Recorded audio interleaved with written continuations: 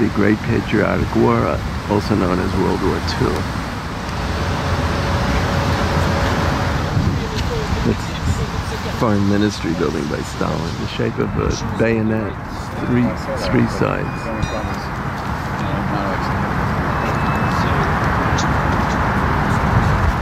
Okay, so let's wait for Natasha. Natasha, stay closer to me, and Natasha will give you a passport. I'll use yours.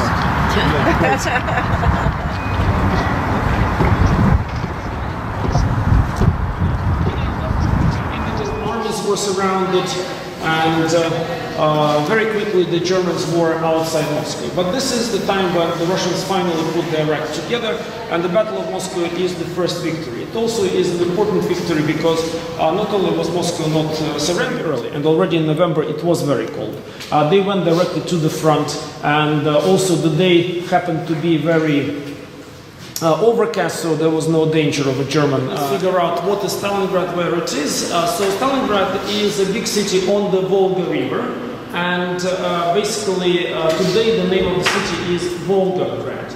It's the city has got a huge World War II memorial, and it is probably one of the best known World War II battles in Russia, and it's the battle that universally is believed to be the turning point. This is the siege of Stalin, of Leningrad. So you can see people with their buckets trying to get the water, and on the left, far in the distance, you can see a big fire. This also is at the very, very beginning. The Germans actually bombed one of the biggest complex of warehouses, the so-called Badaevsky warehouses, where most of the food was being kept. So the city was at the early stages of the siege, was left without any food supplies. The city was totally surrounded above, and from down below, up above was the city of Oriol. They're almost on the Meridian line.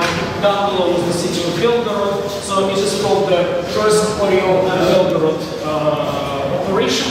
And actually, this is what clenched the fate of the German troops. Вань, какого с 5 июля, да? Вань, 5 июля Прохоровка, да? 12, да? July the 12th. It was the biggest tank battle of not only World War II, but of the world. The battle of the village of Prokhorovka, and you can see that battle here. 1,600 tanks participated on that battle, approximately equal number, 800 to the German side.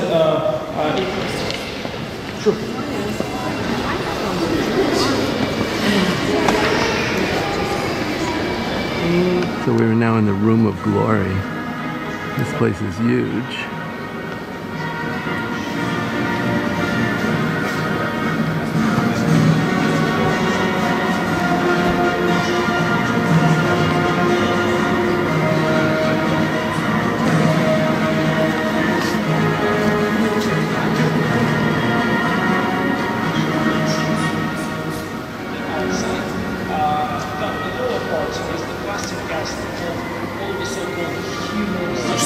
And the number of them is 11,695 people. And over here you can see that they have put up bricks in the windows, living on the small openings for the fire. Again, it's a sad part of the war. And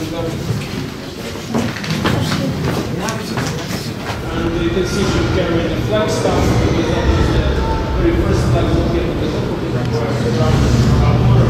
So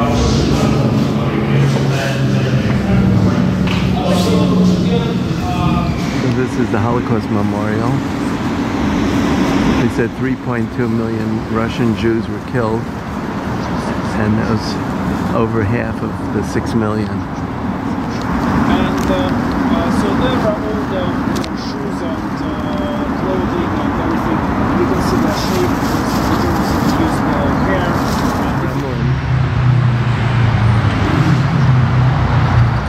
So this is where Putin gave his inaugural speech, but also where they were planning nuclear attacks against the United States. This is the Trinity Tower in the Kremlin.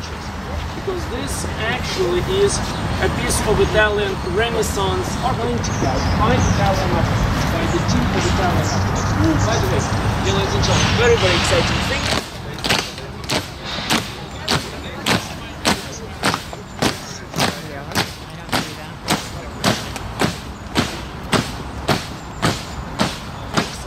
happy that we have defied the Great Russian Army, and now we can march along.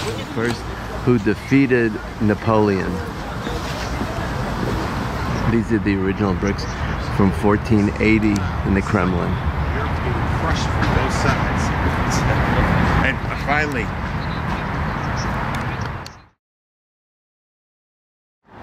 This is in the Kremlin, in the museum. So this is the place for the inauguration.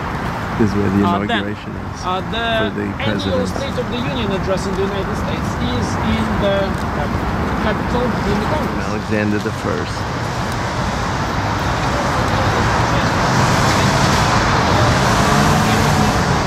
The Assumption, where all the coronations of all the czars and empresses took place.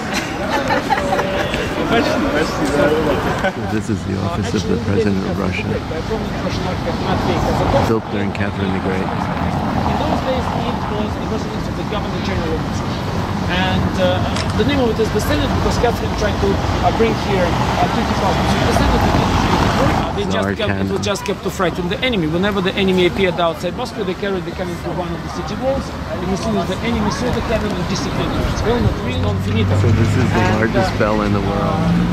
Here And that's the Alexei, the year the first when the bell czar. was cast, 1733, and also the year when the bell was put here, from what I understand. So, just think back to the days of the Cold War. Think back when they were saying the Kremlin. It basically maybe sent shivers down your spine when they were talking about the Kremlin, and you know how those bad guys were trying to kill all of you, and you did all of your duck and cover and thinking that you hide under your. That's Putin's office. And this is the Kremlin. And we're heading into Red Square. So this is St. Basil's Cathedral in Red Square.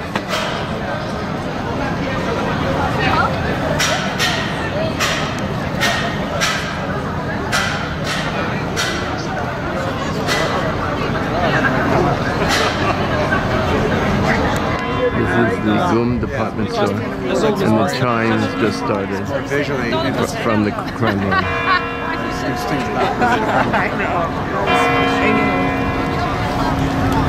that's where Putin's office is, and Khrushchev and all the communist leaders were there.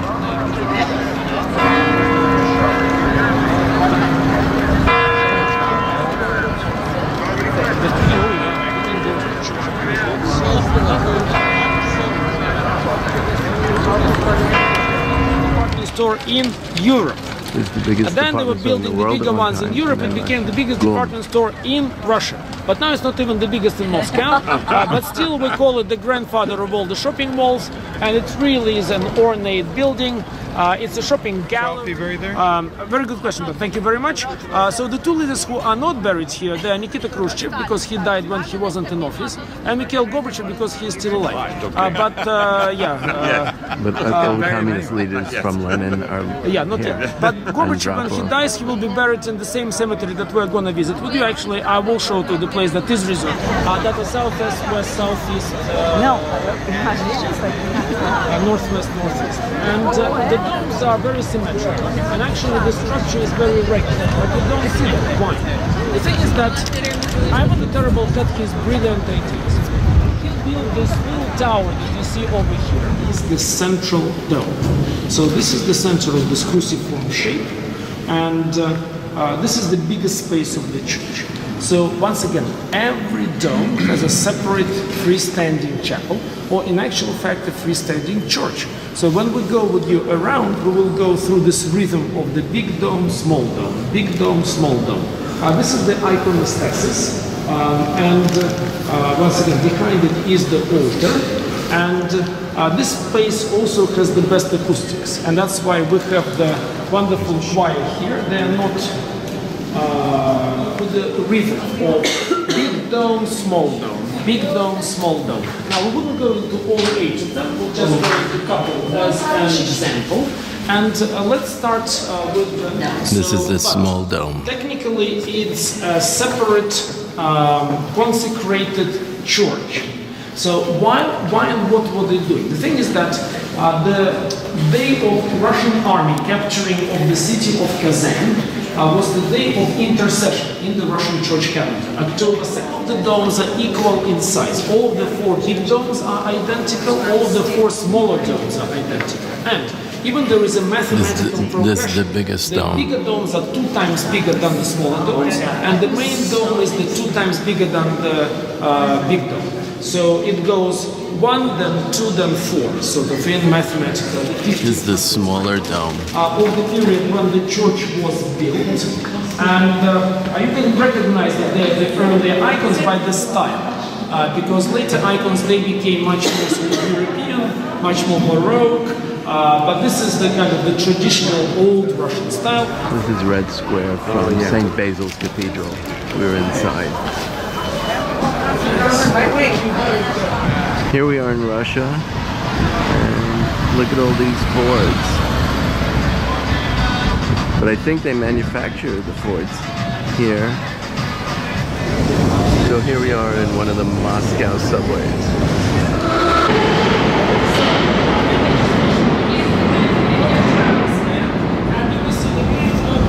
Torchlight symbol with the lights. Have a look at the floor with the laurel wreath on the floor. And have a look there at the wall. So now the entrance will on the same side.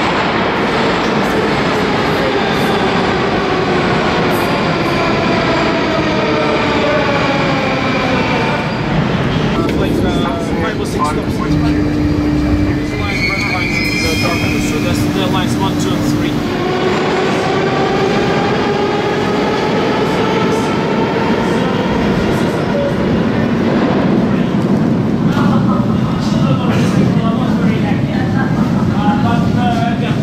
Go too deep into that because this is art that we look at now.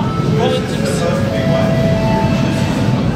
This is the happy people of Ukraine. The happy people of Ukraine. But they're beautiful mosaics, right? Right, okay. And get on from the next top, same side. And very elegant. Миш, пойдем. A bit over the top. But here, look at this.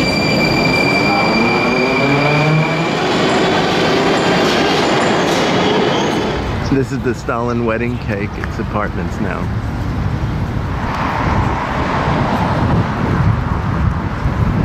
This is Nina. And Nina will do the talking, Vadim will do the matrushka making, and you will do the watching and admiring. So, it's another tongue twist, but maybe after you move in Russia, you will master the first syllable, which is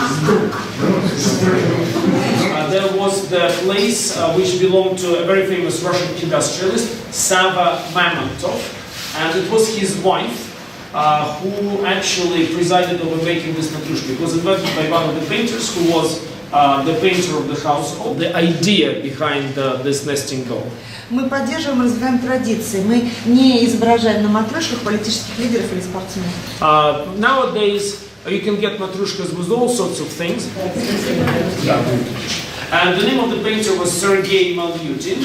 And this, by the way, the top one, is the copy of that very, very first matrushka that was created by Sergei Malyutin in 1890, whatever it was. И с тех пор мало что. You can come closer because it's all on the glass. There's many buildings here for the Russian Orthodox, the equivalent of the Vatican. That's where we are now.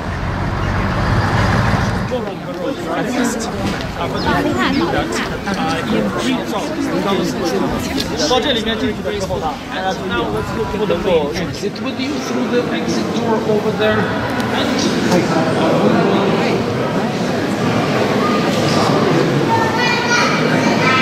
And I would say that the frescoes here. So this is the grave of Rostropovich, the conductor of the Philadelphia Philharmonic.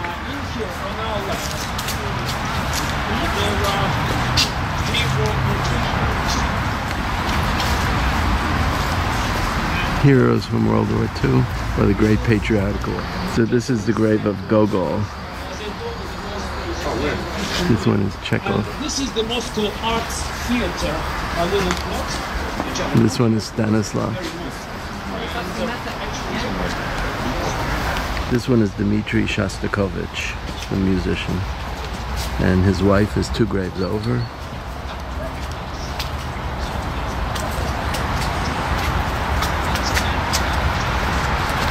Svetlana is the daughter of Stalin who died. So this in the is United States Stalin's 4 years wife. ago. And she emigrated first to India and then eventually to England and then to the United States. And Nadezhda is his wife of all living.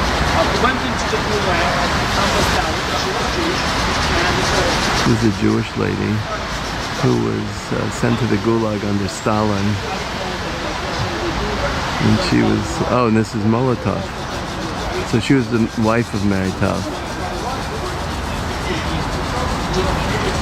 Vladimir Markovskaya, he was Jewish poet and working under Stalin, but he committed suicide. This is the grave of Gromyko. And he was the politician that we remember, and also talked between Roosevelt and Stalin. So this is Nikita Khrushchev. Interesting thing is this, the son of Khrushchev also immigrated to the United States. His son is still alive. He is the professor at the Boston University. And isn't that something that isn't it telling us something? Both the daughter of Stalin and the son of Khrushchev emigrating to the United States. There should be something inherently wrong with the communist system or with Russia. Hopefully But they got to go to Disneyland. These are the two intertwined slabs of marble that he designed both the civil aircraft, the military aircraft, and his downcast eyes. There is the Leonardo wing and all the planes. And he designed aircraft. Of the Soviet Union. So, and also quite So this is Reza Gorbachev, the wife of Gorbachev. And this is where Gorbachev will be buried when he dies. This is Reza Gorbachev died in 1999 of leukemia. So this is the Russian flag 2007. for Boris Yeltsin. So Boris Yeltsin is buried here, and he was the worst leader of Russia ever in history. He was 8 years, and he was always drunk and embarrassing himself. This is the entrance to Gorky Park. Zinsky, the one who started the KGB, first to Cheka. And he is Jacob Sverdlov. And he was one of the members of the Politburo under Lenin. He actually was the first big Politburo member who died. He died before Lenin in 1918, if I'm not mistaken, or in 1919. And he was the first one to be buried on Red Square. So he sort of opened up the So this is the one who killed all the members of the royal family in 1918. So here we are in Gorky Park, where all these communist leaders were knocked down from where they were in Red Square and all over, and brought here to Gorky Park. What are those faces there? This is kind of an installation, an artist. This is the backdrop to Stalin, with the faceless people from the gulag behind bars. So this one is Karl Marx, and across the walkway is Lenin. And here's Brezhnev. He went crazy and senile when he was still leading. This one's Kosygin. About this big, huge beard. Then Lenin Sandy, now your question comes right on the spot, because I was about to say, no. More Stalin. Because I sometimes push you back saying I will get back to you, but now I will talk about it right Lenin. here. So this one used to be on a street in Moscow. It's the USSR coat of arms. And USSR coat of arms. It says USSR is the safeguard of peace. First of So all, this is the sculpture of Peter the Great. It's huge. Even in the royal days, there was not a statue of Peter the Great in Moscow because he hated this. He moved the capital away.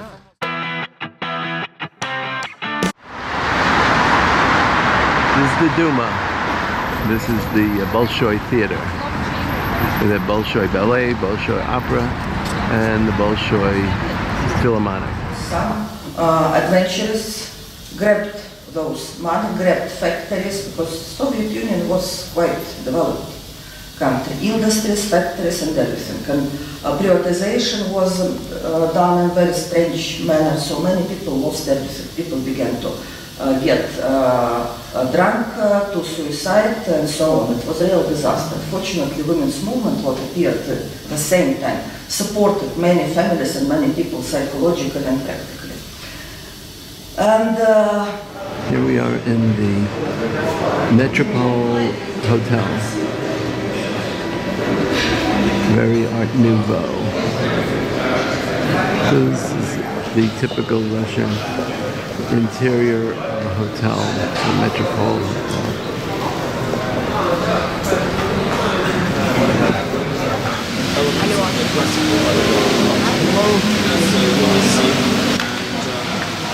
Take a look at the high-end rents here, and I've been here in a couple of those, and it's a very well-known place because it's one of the most central and most important places.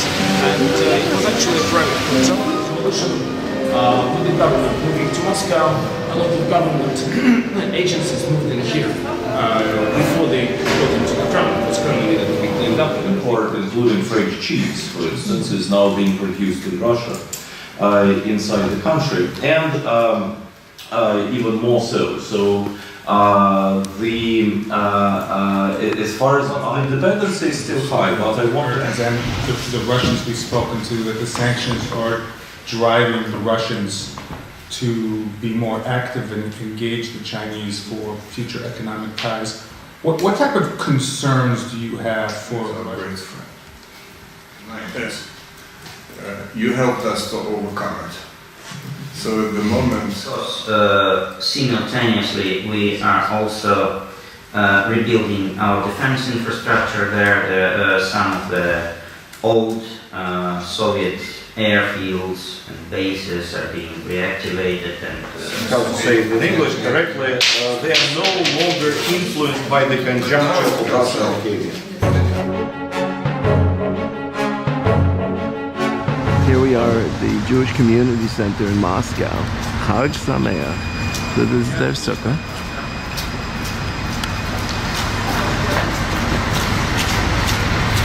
And this is the Museum of Tolerance. See? Tolerantnosti. Russia itself, so all these countries now, independent states, were parts of the Russian Empire. If you are bored by this picture, you can switch it to another, Russian the Jewish path. So, if it was so, this is Kishin. how can I explain this sign? Moscow Jewish, which produced these tanks in the Soviet Urals, tanks, Nizhny Tagil, Chelyabinsk, and later he became the People's Commissar of the Ministry, the head of the department of the tank industry, was Jewish person, Isaac Zaltzman, and thanks to him, we can produce these tanks. It was not very strong. The president stepped down, and the mission and So we're inside the Gorbachev Institute, and we'll be having a talk with his translator. This statue was the founder of Moscow in 1147.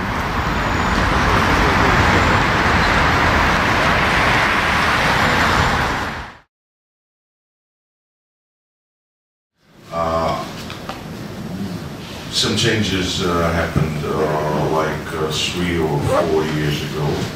Because the outsider move in.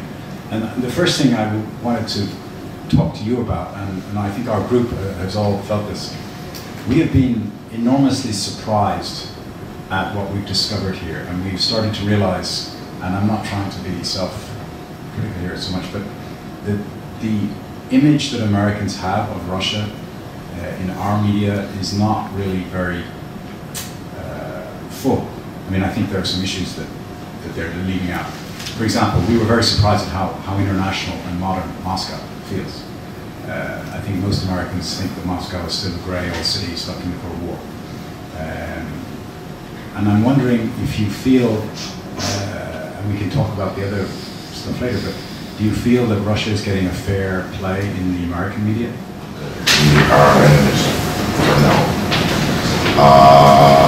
If Russia would have more fair play, and actually we did have some fair play during the football championship. Yeah. 2003, when US invaded into Iraq, it made it double in a 3 month, in a 2 month. So it was less than 30%, and then it jumped up to 60. So now we're in the newspaper, Novaya Gazeta. From 1999 to 2006. The tragic death of the Okay, so I should be journalist. She was killed by the Putin administration. Yeah. As a memorial. So this is a little what they call a museum dedicated to their history, all of the prizes that they got, the journalism prizes over the years, different artifacts related to the key moments in their history. В этом году новой газете 25 лет исполнилось. This year they have celebrated 25 years of the Novaya Gazeta. Была основана, соответственно, зарегистрированная нормальная СМИ. So we have a law that was taken in the presidency period of Dmitry Medvedev, that if it's an officially registered, licensed media, staff-employee, but he was working for us. These five authors were murdered. И все они так или иначе писали о каких, ну, они занимались расследованием. So they were doing different investigations, and again, it's, as I told you, it's each and every one of them is a different story, but all of them lost their lives due to the work that they were doing. И, конечно, такие угрозы не всегда, но часто есть. So we do get the threats. We do not get them often and every time, but sometimes we do get them. Can you give us an example of The Kremlin actually from the little walk to the gallery that we'll make. The painting of Ivan the Terrible. So this is the Russian Art Museum. Village made the journey to Crimea. So this is all Russian art. And in this section, we're headed to the late 18th century. Because in this room we can talk a little bit about it. Because there is a portrait of their daughter with the spotlight This up is above. Alexander Pushkin. Pushkin is the biggest name in Russian literature, and he is the man who almost single-handedly transformed the Russian language. The Russian language before Pushkin is the obsolete version. They lose a lot in translation, but you know them through Russian authors, because a lot of the best John the Baptist. In the communist days it was rolled up and never displayed because it was religious and its kind of we did not approve of it. It's a famous work, even though it's a bit stilted, as you may see, it's an academic. So what he did is he did a lot of his placemaker, maybe he had more than just a regular interest in her. This is a portrait of Gogol. Here to the left, this is Gogol. The beggar boy there. There is the girl who drowned his great exhibitions, and they moved them from city to city, trying to spread the art education, but also general education. So their works were on general subjects. They were very sort of clear and specific, which with what they were trying to say. And there are two masterpieces here. Resist buying it because he says that in the letter of the way Ivan the Terrible holds the throne. So this is the hand that made Tretyakov purchase this work of art. And Ivan the Terrible is lost in reverie. The Bible is almost sliding from his knee. He has a rosary in his hand. Ivan the Terrible is this towering figure of Russian Middle Ages, and there were a lot of painters who addressed Ivan the Terrible as such. And a beautiful That's Peter the Great. And he was trying to be Sophia, the sister, tried to kill him and hired that group to kill him. Psychological characteristic to every face. If you pick up every face, there is some sort of story that this face is telling. Like, for example, for the reasons that it was very critical of the Russian Orthodox Church. So, where we would find this criticism? This is the procession of a city, a small city, dedicated to kind of one of the autumn feasts, the feast of Saint Nicholas, where the harvest is gathered and there's sort of, you can see all of the fields are there. This is Leon Tolstoy. This one is Mazorksky. Visual work. It's very small piece, but it shows little closely flopping the land. And Tolstoy is a completely subject. His works over there, all very well done,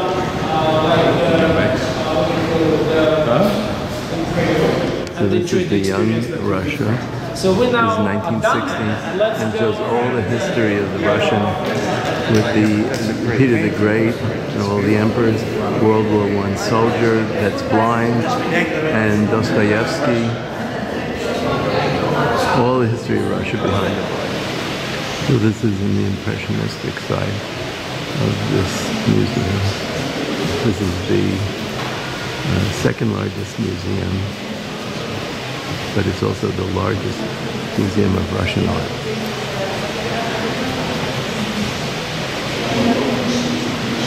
Again, this bridge has a government lane because it's close to the Kremlin, and also the bus lane. This is inside the Choral Synagogue of Moscow. Okay.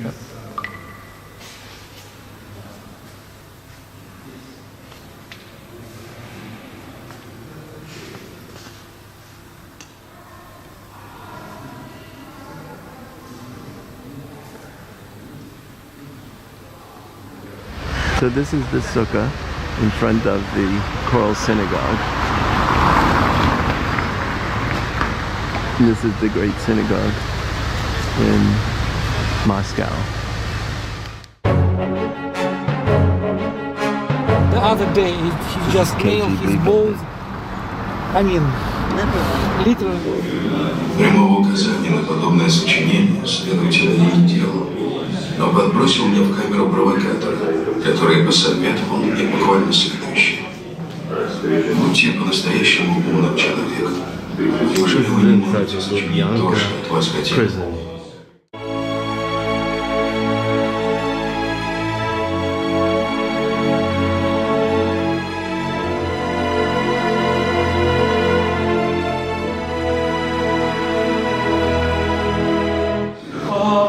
This is the famous actor Solomon Mikhail, who was instrumental in helping the West help Russia to defeat the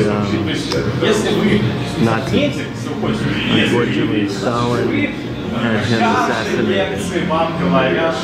assassinated.